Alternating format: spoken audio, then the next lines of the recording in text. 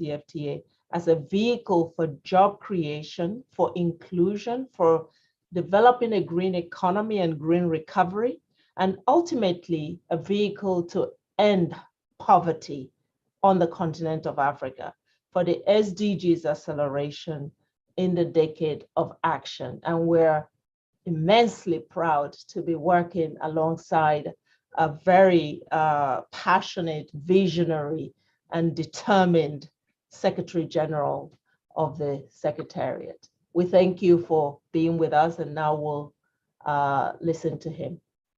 Back to you, Joy. Thank you very much indeed, Ms. Ahunna Isiakonwa, Assistant Secretary General and Director of the UNDP Regional Bureau for Africa. Thank you for giving us that scope and understanding of the breadth and depth of the partnership, supporting implementing the world's largest free trade area, which happens to be in Africa. It is now my pleasure to give the Secretary General the floor to share his perspectives. Secretary General, you have the floor. Thank you very much, Program Director, and thank you, Madam Director Ahunna, for your generous comments and for setting out the collaboration that we shall embark on. I want to first express my very deep appreciation to UNDP for this partnership. Today, the signature of the Memorandum of Understanding between UNDP and the AfCFTA Secretariat is the beginning of a partnership, a very strong partnership and collaboration on how we can significantly advance Africa's development objectives. This African continental free trade area has to be more than just a free trade agreement. It has to be a tool for Africa's development. When we look 15 years from now, 20 years from now, and we make an assessment of Africa's progress, economic development progress, we want to ensure that this partnership was very, very critical to Africa's progress in terms of economic development. When I was thinking about who we can partner with to ensure that we inject a very strong development dimension to the AfCFTA, in my mind, UNDP was a natural partner because of the mandate of UNDP and the expertise of UNDP in the area of development, particularly for women and the development, economic development of women and young people. And so that is why today we signed this MOU. We are going to rely significantly as a Secretariat on the expertise of UNDP in the areas of development. You may have seen projections of what in 15 years' time could be, if we achieve it, could be a remarkable achievement. And that is the fact that we have the potential to lift 100 million Africans out of moderate and extreme poverty by the year 2035. We will not be able to do that as a Secretariat alone. We will be able to contribute to lifting those 100 million Africans out of poverty if we work strongly together with the partner such as UNDP. We've learned from other free trade agreements around the world, and the lesson to draw is that if a trade agreement neglects the most vulnerable segments of society, if the trade agreement is perceived to benefit only the multinational corporations, only the elite, it shall not succeed and it shall not have legitimacy as far as the citizens are concerned. And so that is why I have made it my priority that in the implementation of this agreement, there should be shared benefits, there should be shared responsibility with Africans across the length and breadth of the African continent. In concrete areas, such as affirmative action for women in trade, we are looking at concrete ways in which we can expand the benefits for young people and for women in trade. This is the type of development that we require in order to make this agreement successful. This is the type of development that we require to make sure that its benefits are inclusive. We are, of course, going to look at other areas of cooperation and collaboration, as Madam Director mentioned in her remarks. I won't repeat those. So we have a scope of areas of cooperation that will enable us to have a direct and an immediate impact on development of the African continent through the AfCFTA. So we very much appreciate the grant of $3 million that will be dispersed over a number of years. We have already identified, as mentioned, the areas, the programs that will be supporting that the grant will be supporting. And so I'm very grateful that we had this opportunity today to sign the MOU to mark the start of what has the potential to be a transformative partnership in Africa's economic development. So I want to thank all of you very much for your attention. And again, I want to thank UNDP for today's ceremony. Thank you very much. Thank you very much, Secretary General, for those reflections situating the AfCFTA in its right development context, and also stressing the point around inclusion and taking the AfCFTA to the people. I'd like to inform all the journalists present on this press conference that you could please put your questions in the Q&A. We will pick them from there and make sure that they're asked. It is now my pleasure to go straight to Ambassador Fatima Mohammed Kiari, who is the Permanent Observer of the African Union here in New York, to share her reflections, and then we go into the Q&A. Ambassador, over to you. Thank you. Thank you so much, Joy. Good morning or good afternoon, ladies and gentlemen, wherever you are.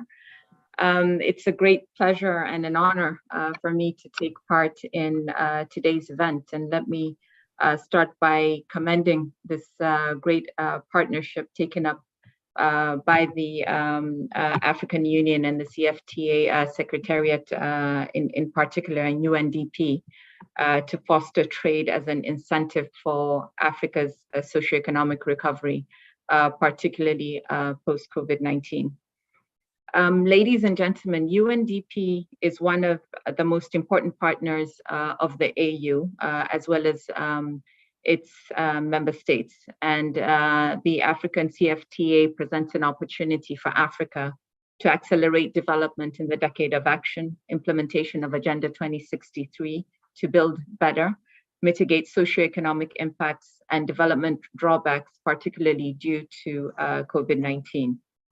Enhancing collaboration and the partnership between UNDP and the CFTA Secretariat will definitely contribute to the attainment of our mutual objectives and realizing opportunities for the African Continental Free Trade Area. The AfCFTA is the first flagship project of the African Union's Agenda 2063 and a key initiative in the industrialization and economic development of Africa. In adopting the CFTA, the AU is pursuing outcomes that aim to sustain inclusiveness, which is a core element of both the United Nations SDGs and the African Union Agenda 2063. Implementation of it will definitely increase Africa's share of the global trade from the current level. Building on intra-African trade exchanges, a key element of the Continental Free Trade Area program is the development of regional values, which will promote intra-African trade in both intermediate and manufactured goods. And the development of regional value chains will in turn promote, amongst others, further development of agro-processing, mineral beneficiation, development of pharmaceuticals and energy resources, amongst others. And in order to operationalize it and make it more attractive for business, the African Union Commission, in collaboration with its member states, will launch legal instruments that deal with issues of competition, intellectual property rights, and investment. The private sector is also a strategic partner in the development of the CFTA as a key source of investment, innovation of jobs, amongst others. And the Pan-African Chamber of Commerce and Industry, the African Export-Import Bank, the Afro Champions Initiative have also joined the process at an early stage. And much of the work is taking place to revive the African Trade Fair and to promote the presence of leading African enterprises. So in essence, as we move forward towards a sustainable and inclusive socioeconomic recovery, the signing of today's MOU underscores the importance of global solidarity and partnership for an integrated and prosperous Africa. This partnership is indeed a critical step towards achieving this objective. And I sincerely congratulate both the CFTA Secretariat headed by my brother SG Wamkele Mene and the UNDP for taking this bold step. Ladies and gentlemen, the work is just beginning, but the prospects are very encouraging. Thank you very much. Thank you very much, Ambassador Mohamed Kiari, for those reflections in terms of the broader work as well that's taking place at the African Union in support for trade and other issues. I'd now like to tackle a few questions that have been put up. We'll take them in no particular order, but just to start the conversation. For example, we have a question from Jianing Ma, who says, are there any suggestions for countries on how to guide exporters to expand their businesses? This is a question that could go directly to the Secretary General. SG, are there any suggestions for the countries on how to guide exporters to expand their businesses? Perhaps you could take that question first. Thank you. Thank you very much, and thank you for the question. The AfCFTA and the Secretariat complement what countries are doing at national level. Many countries on the continent do have export promotion strategies. They do have export facilitation mechanisms that they have at country level or regional level. And so we, by opening the market access, by opening new markets, we complement that national level effort for export promotion. And so we have to be very cautious not to exceed into the mandate of national governments. We have to allow national governments to operate within their mandate. And so we are not in a position to provide direct counsel on issues related to export promotion. That is something that is done at national level or regional level if you are a customs union. And so, but we are of course committed to working with national governments so that they can make use of the new market access that this agreement opens. If you are today in West Africa, we want you to expand into a market in Southern Africa, in North Africa, and East Africa, and so on. So our job really is the ensuring that the market is open and complement that with the national level of export promotion strategies. So thank you very much. Thank you very much, Secretary General, for that response and for clarifying the different levels and roles. I'll now come to Ms. Eziakonwa to talk about women in trade and youth. John Nial is asking how to assist the young people and women in trade to be the main stakeholders in the implementation of the AfCFTA at national and grassroots level, lifting the SMEs to competitiveness. What does the MOU mean between UNDP and AfCFTA for women and youth? I think that's another way to ask the question. Why is this MOU important for women and youth? Mrs. Yakono, please. Thank you for that question. Very, very good question.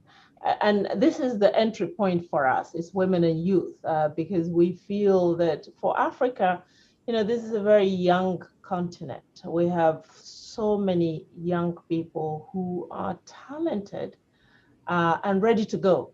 And the opportunities are not there most of the time to leverage that talent and make it mobile.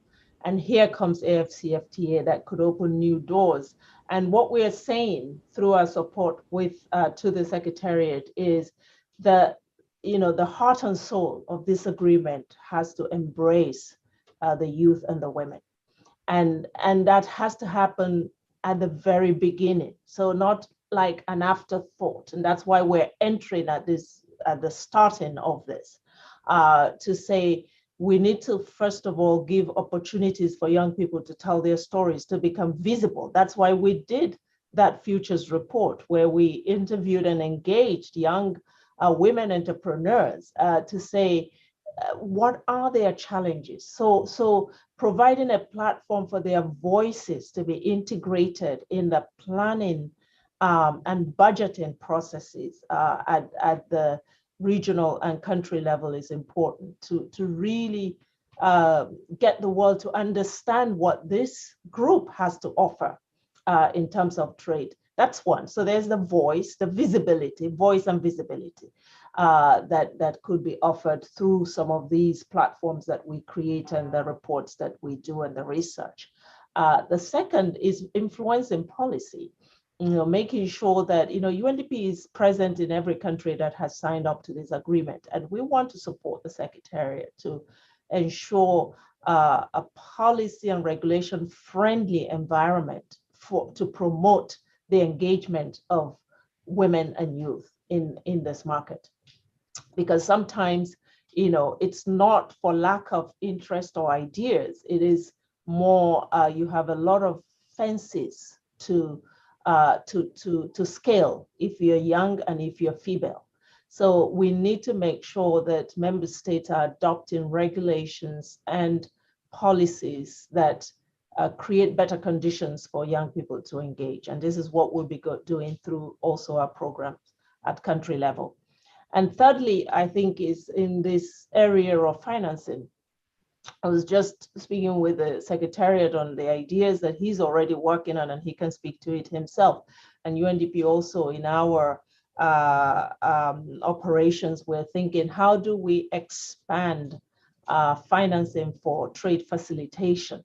Because there are lots of obstacles, there are lots of impediments to really getting young people to leverage this market and to getting women to do so. So we will be looking into financing for trade facilitation. And lastly is in the area of cross-border trade. UNDP has established an Africa Borderlands Center. Part of the function of this center would be to unveil the knowledge of the cross-border traders, who are mostly women, but also the experience that they have, some of the obstacles that they face, the opportunities that they are experiencing on a daily basis, and how they could leverage this market. So understanding better cross-border issues and how to remove some of those obstacles and really promote cross-border trade where we find a lot of women. Back to you. Thank you very much, Mrs. Yakonwa, for those reflections. Secretary General, I'm coming to you now because there's a question in the chat around rules of origin. The question goes that rules of origin remain pivotal to enable the AfCFTA that will create jobs. At the same time, they could pose non-tariff barriers.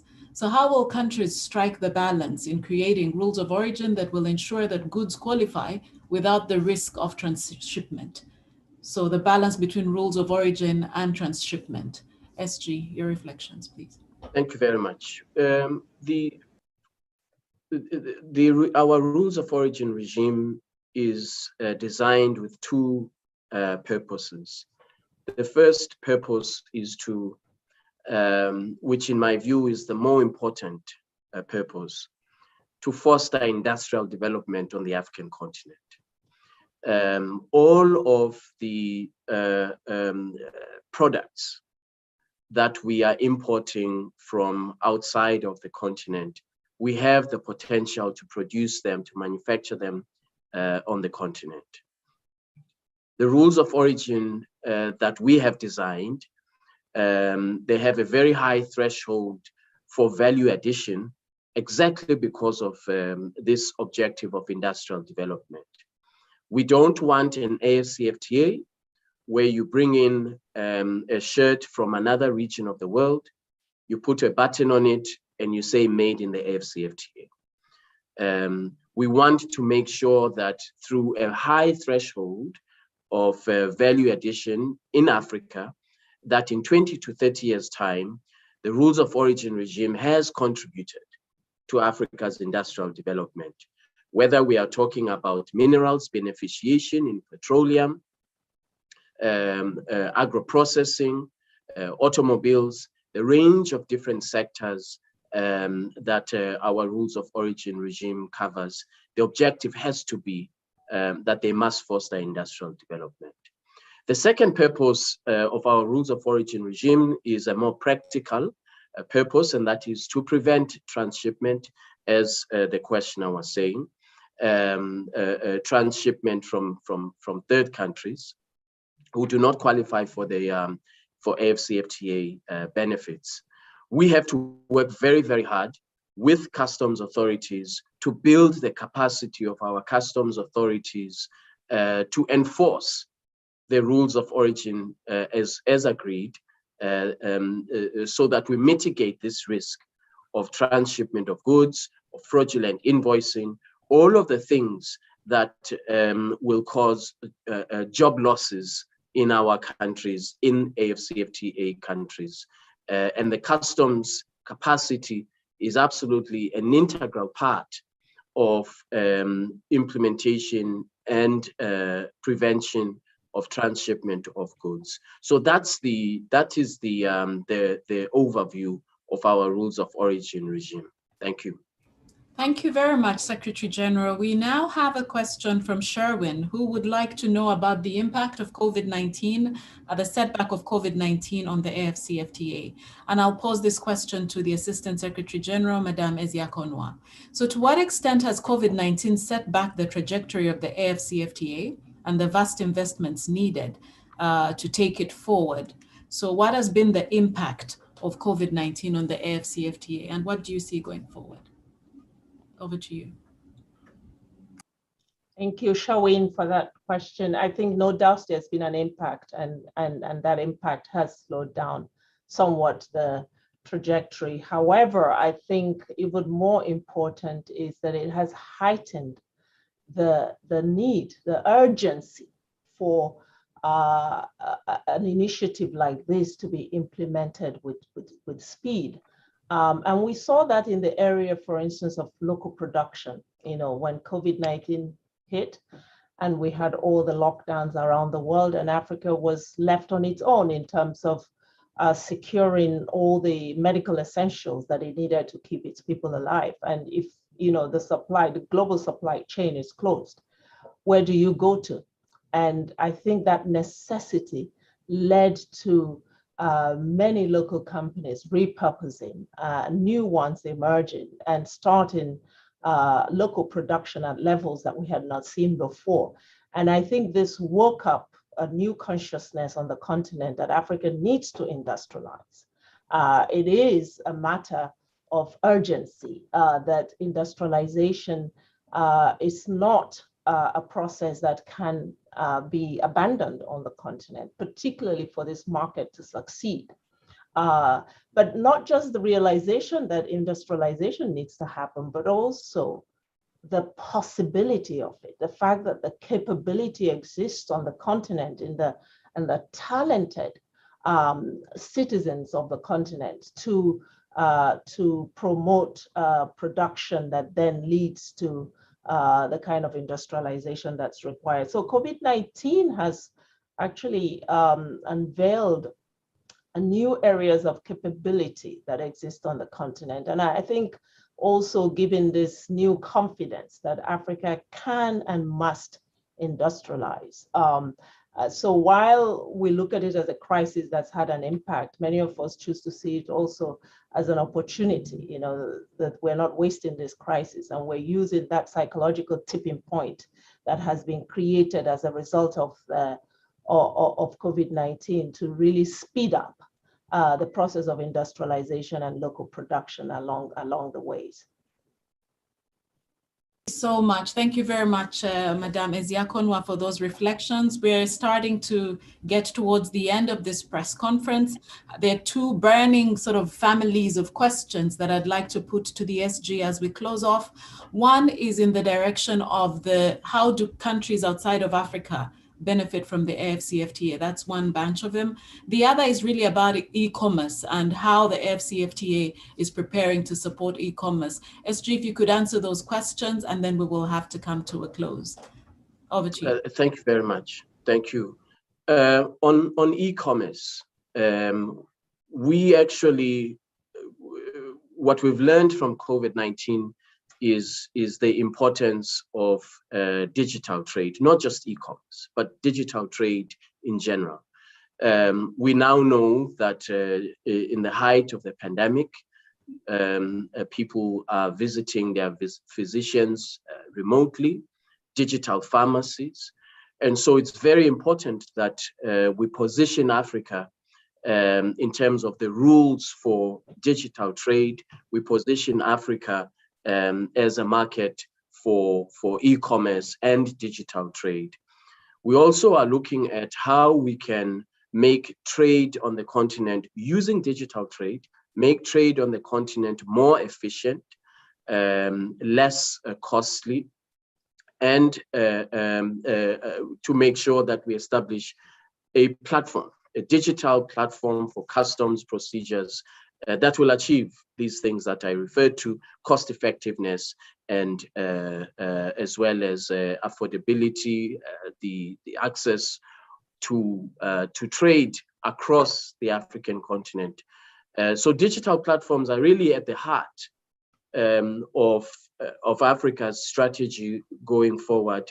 We are working also with the African Union's Department of Science and Technology to leverage on digital platforms for trade and efficiency on the African continent. The point about countries from outside and how they can benefit. As I mentioned earlier, we have rules of origin that are quite stringent, that require that you invest on the African continent, that you do value addition in Africa. So we expect that for external investors, that this will encourage them to come and invest on the African continent so that they can access the market having been incorporated in Africa. This is how jobs will be created, and this is how Africa will industrialize. So there will be, of course, continued trade with the rest of the world. There will, of course, be continued engagement with the global supply chain. But what we really want is for manufacturing, for industrial development to happen in Africa. This is a market of 1.2 billion people and a market that is dynamic and fast growing. As you know, in 2019, before COVID-19, of the 10 fastest growing economies in the world, 6 were in Africa. So it's a very dynamic market. And that is why our rules of origin are geared towards encouraging investors, manufacturers to come and invest and establish a commercial presence on the African continent. Thank you. Very much, SG, for clarifying those rules regarding third countries. It is now my pleasure, as we draw to a close, to invite the Assistant Secretary General, Ms. Ahunna Eziakonwa, to give us her parting message on the partnership and how we can continue the engagement as well. Over to you. Thanks, Joy. I've been just really impressed with the conversations on the chat and also the Q&A. Of course, the time we have today is not enough for us to delve into all of these areas, but it shows that we have a very enlightened audience here.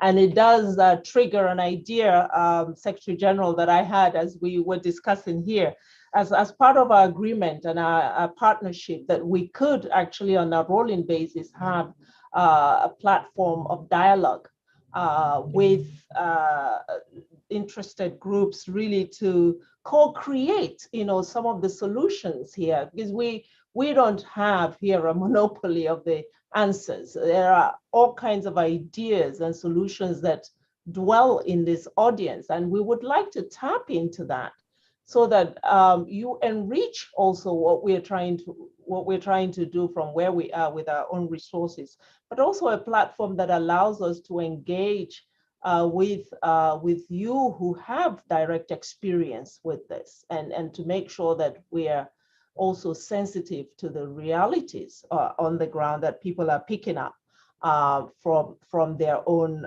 personal experiences. So I would like to offer that, and we hope that some of you in future will continue to engage with us. So it's not the end of this conversation, but rather more or less the beginning, and look forward to further engagement. Thank you very much, SG. SG, any parting shots as we close? I want to agree with Madam Ahuna and the suggestion that she has made, that this should be an ongoing engagement and an ongoing conversation. I would emphasize that this agreement is it's not for governments, it's not for people like us, trade people. This agreement is for Africans, for women in trade, for young people. And so to the extent that we can reach these very important segments of our society, I think that that would be a very, very good development. And that's why this suggestion is so important, and this ongoing platform is very important.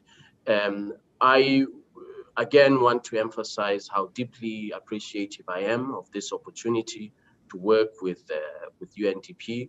I think that we have a unique opportunity to make a very transformative impact on Africa and Africa's economic development over the next 15 to 20 years. So thank you very much. Thank you very much, SG, for those reflections. It is now left for me to really thank you all for honoring our invitation, for your patience with the delayed start, but for the great reflections that have come from you in terms of the questions. We have all of your details for those that have registered in big numbers. So we shall be reaching out. We're building on this proposal for a continued dialogue. Again, thank you very much for participating. And this concludes our press conference. Thank you very much. Goodbye.